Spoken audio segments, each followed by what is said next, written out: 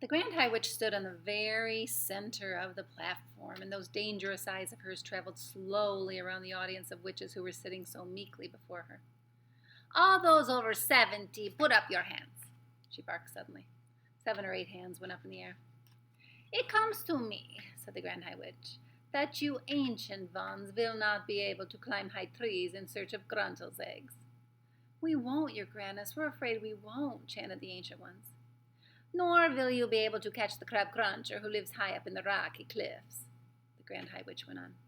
"I can't exactly see you sprinting after the speedy cat springer either, or diving into deep waters to spear the blabber snitch, or striding the bleak moors with a gun under your hand to shoot this grovel squirt. You're too old and feeble for such things."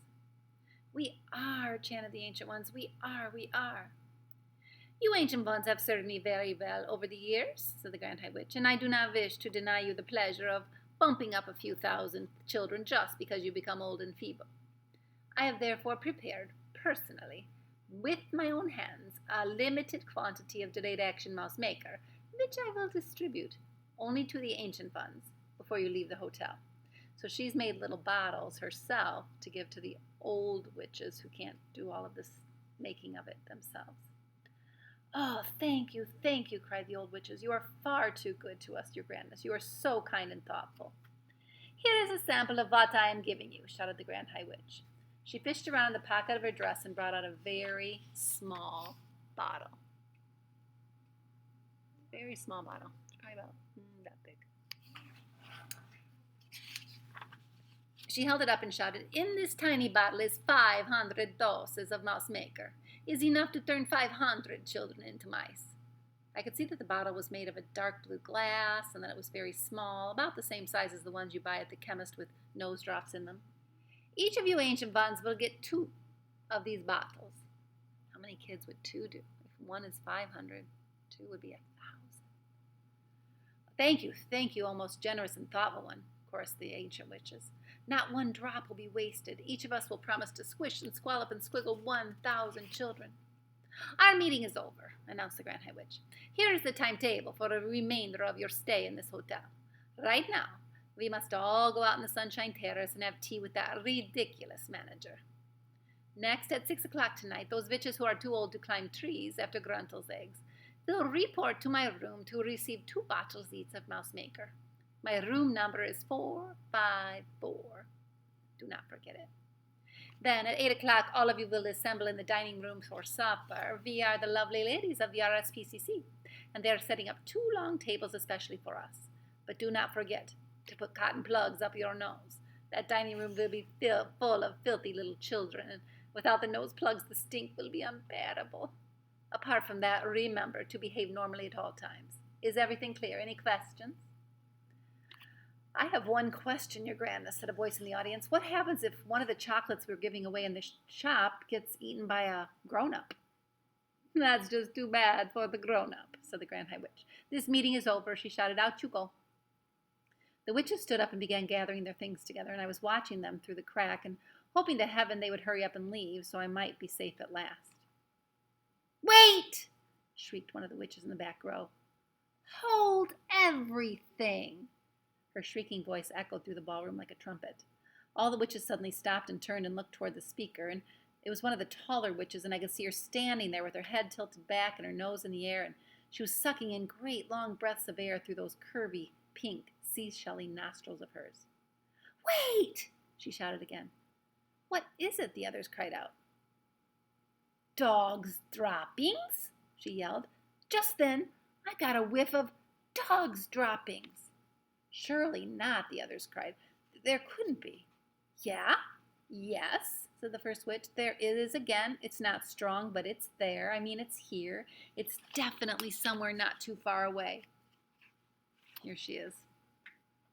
She is smelling something, and we know what she's smelling. "What's going on down there?" said the Grand High Witch, glaring down from the platform. "Mildred just got a whiff of dog's droppings, your Grandness," someone called back to her. "What rubbish is this?" said the Grand High Witch. "She has dog's droppings in the brain. There are no children in this room." "Hang on," said the witch called Mildred. "Hang on, everybody. Don't move. I'm getting it again."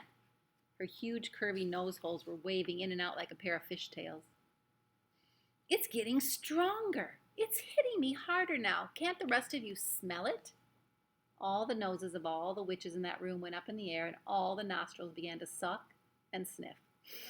She's right, said another voice. She's absolutely right. Dog's droppings it is, strong and foul.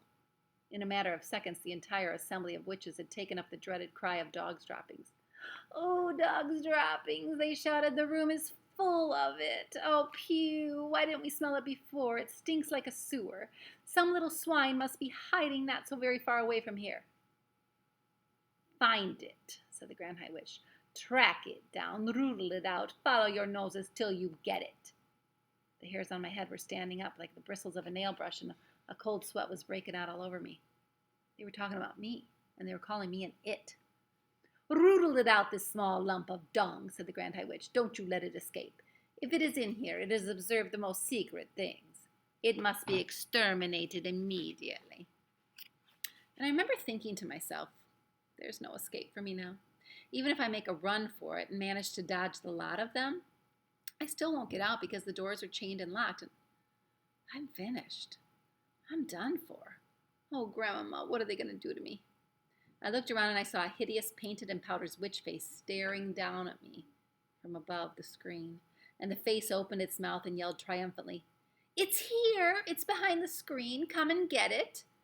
And the witch reached out a gloved hand and grabbed me by the hair, but I twisted free and I jumped away and, oh, I ran, how I ran. The sheer terror of it all put wings on my feet. I flew around the outside of the great ballroom, and not one of them had a chance of catching me.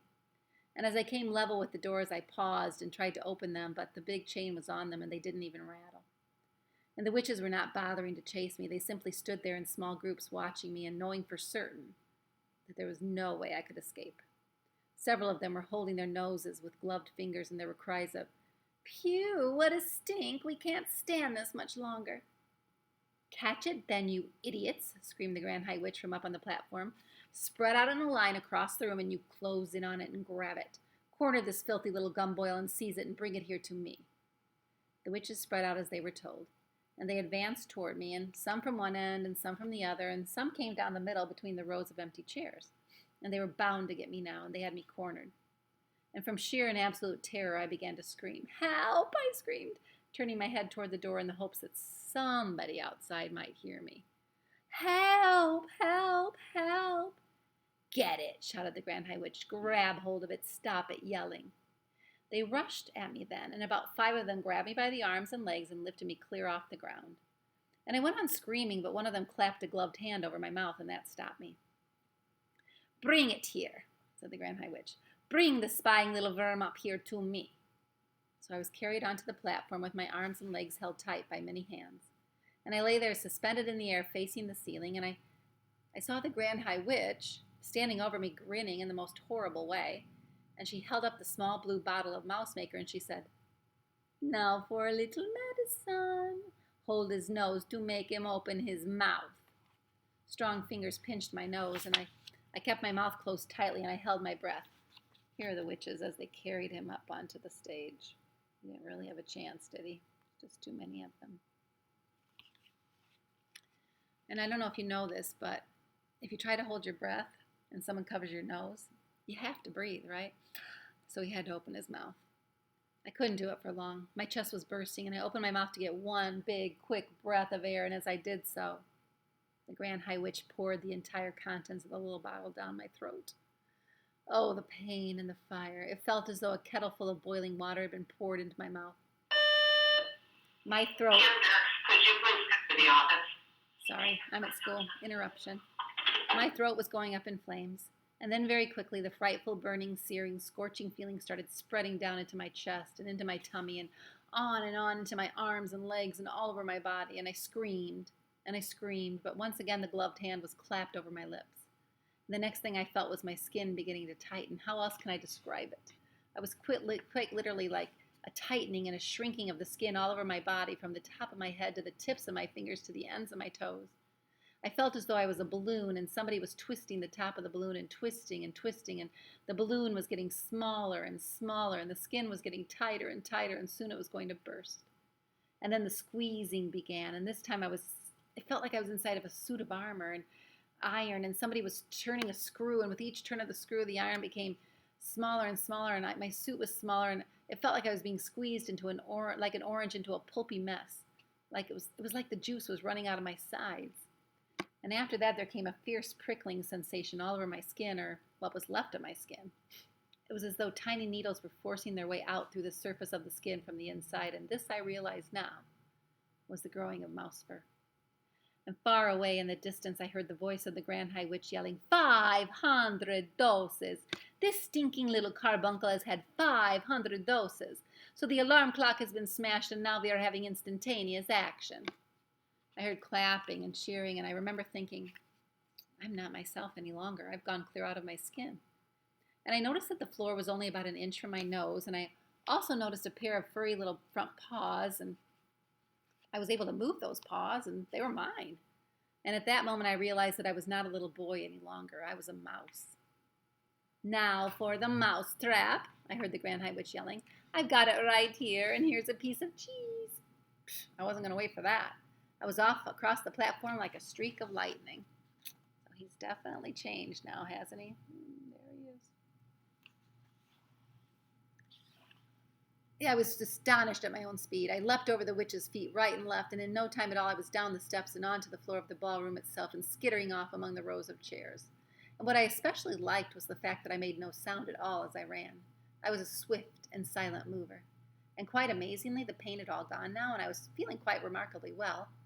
It's not a bad thing after all, I thought to myself, to be tiny as well as speedy, when there's a bunch of dangerous females after your blood. So I selected the back leg of a chair, and I squeezed up against it, and I kept very still. And in the distance, the Grand High Witch was shouting, Leave the little stinkpot alone. It is not worth bothering about. It's only a mouse now. Somebody else will soon catch it. Let us get out of here. The meeting is over. Unlock the doors and shove off to the Sunshine Terrace to have tea with that idiotic manager. So I peeked around the leg of the chair, and I watched the hundreds of witches' feet walking out through the doors of the ballroom, and when they'd all gone and the place was absolutely silent, I began to move cautiously about on the floor. And suddenly I remembered Bruno. He must surely be around here somewhere, too. Bruno, I called out.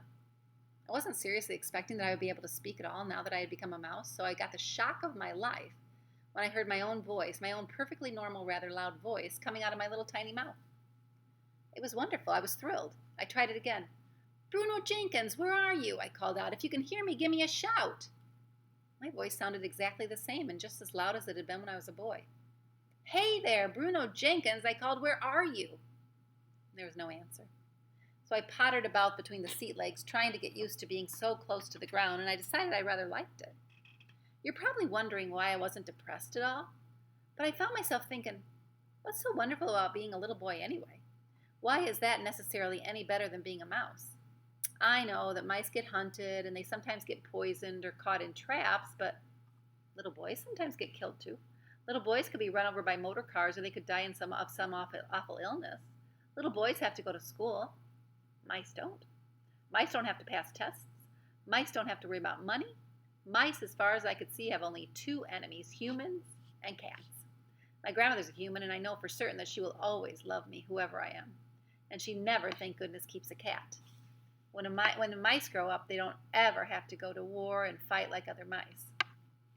Mice, I felt pretty certain, all like each other. People don't. Yes, I told myself, I don't think it's all that bad to be a mouse. I just don't. And I was wandering around the ballroom floor thinking about all of this when I spotted another mouse. It was crouching on the floor holding a piece of bread in its front paws and nibbling away at it with great gusto. What mouse do you think was sitting there eating food that they found? It had to be Bruno. Hello, Bruno, I said. He glanced up at me for about 2 seconds, and then he went right on guzzling. What have you found? I asked him. One of them dropped it, he said. It's a fish paste sandwich. It's pretty good. He, too, spoke with a perfectly normal voice. One would have expected that a mouse, if it was going to talk at all, would do so with the smallest and squeakiest voice you could imagine. It was terrifically funny to hear the voice of a rather loud-mouthed Bruno coming out of that tiny mouse's throat. Listen, Bruno, I said. Now that we're both mice, I think we ought to start thinking about the future. He stopped eating and stared at me with small black eyes. What do you mean, we? He said. The fact that you're a mouse has nothing to do with me. You're a mouse too, Bruno. Don't be a fool, he said. I'm not a mouse. I'm afraid you are, Bruno. I most certainly am not, he shouted. Why are you insulting me? I have not been rude to you. Why do you call me a mouse? Don't you know what's happened to you? I said. What on earth are you talking about? Bruno said. I have to inform you, I said, that not very long ago the witches turned you into a mouse, and then they did it to me. You're lying, he cried. I'm not a mouse. If you hadn't been so busy guzzling that sandwich, I said, you would have noticed your hairy paws. Take a look at him. Bruno looked down at his paws, and he jumped. Good grief, he said, I am a mouse. You wait till my father hears about this. Can you tell which one is Bruno? So Bruno's eating here. And then over here, there's Bruno. And there's the boy telling the story. They are mice. Oh my gosh, you just wait. Maybe your dad will think it's an improvement, I said. I don't want to be a mouse, Bruno shouted, jumping up and down. I refuse to be a mouse. I'm Bruno Jenkins. There are worse things than being a mouse, I said. You could live in a hole. I don't want to live in a hole, Bruno shouted. And you could creep into the pantry at night, I said, and nibble through all the packets of raisins and cornflakes and chocolate biscuits and everything else you could find. You could stay there all night eating yourself silly. That is what mice do. Now that's a thought, Bruno said, perking up a bit. But how am I going to open the door of the fridge to get at the cold chicken and all the leftovers? That's something I do every evening at home. Maybe your rich father will get you a special little mouse fridge all to yourself, I said. One that you could open? You say a witch did this to me? Bruno said. Which witch? The one who gave you the chocolate bar in the hotel lobby yesterday, I told him. Don't you remember? That filthy old cow, he shouted. I'll get her for this. Where is she? Who is she? Forget it, I said. You have no hope. Your biggest problem at the moment is your parents. How are they going to take this? Will they treat you with sympathy and kindness? Bruno considered this for a moment. I think, he said, that my father is going to be a bit put out. That means upset. And your mother? She's terrified of mice, Bruno said. Then you have a problem, don't you? Why only me, he said. What about you? My grandmother will understand perfectly, I said. She knows all about witches. Bruno took another bite of the sandwich. Well, what do you suggest? I suggest we both go first of all and consult with my grandmama. She'll know exactly what to do. I moved towards the door, which was standing open, and Bruno, still grasping part of the sandwich in one paw, followed me. When we get out in the corridor, the hallway, I said, we're going to run like mad. Stick close to the wall all the way and follow me. Do not talk, and do not let anyone see you. Don't forget that just about anyone who catches sight of you will try to kill you. I snatched the sandwich out of his paw and threw it away. Here goes, I said. Keep behind me. So we know how Bruno feels about food, so let's take a look at his face. He's like, my sandwich, my sandwich. But he better stick with the boy, right? Time to go see Grandmama.